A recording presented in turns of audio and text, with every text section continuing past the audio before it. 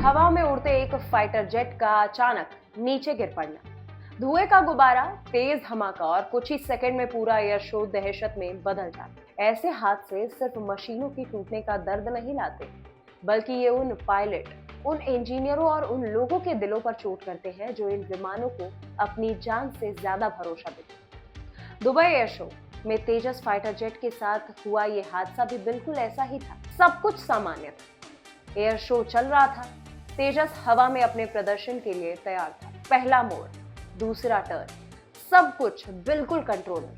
लेकिन तभी अचानक तेजस की ऊंचाई कम होने लगी। लोगों को लगा कि शायद ये एक लो फ्लाई मैन्यूवर हो रहा है, लेकिन अगले ही पल जेट का संतुलन बिगड़ा, स्पीड अनियंत्रित हुई और तेजस तेजी से जमीन की ओर झुक गया।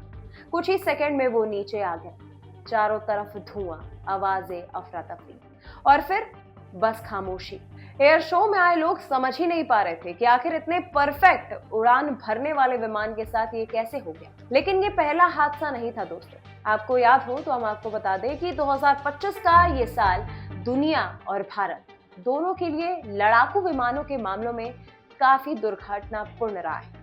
अगर हम पीछे की घटनाओं पर नजर डालें तो पता चलता है कि कई बड़े हादसे हुए, जिनमें हमारी वायु सेवा से जुड़े विमान भी शामिल। कुछ महीने पहले राजस्थान में वायुसेना का एक ट्रेनर जेट क्रैश हुआ।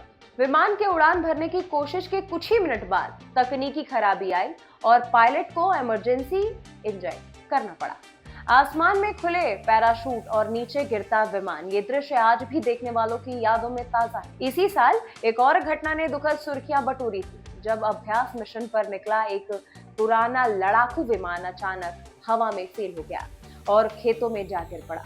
वायुसेना ने जांच में बताया कि उड़ान के दौरान इंजन में गंभीर तकनीकी खराबी आ गई। कई बार ये हादसे मौसम की वजह से भी होते हैं, कई बार तकनीकी गड़बड़ी से और कभी-कभी उस ऊंचाई, उस स्पीड और उस जोखिम से जिसे हर फाइटर जेट रोज अपने सीने पर लेकर उड़ता है।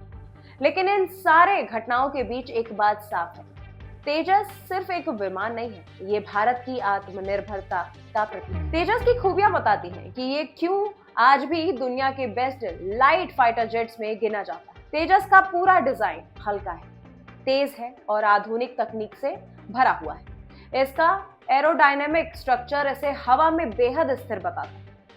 इसका नियंत्रण इतना स्मूथ है कि पायलट इसे बहुत ही कम स्पीड पर भी संभाल सकता है।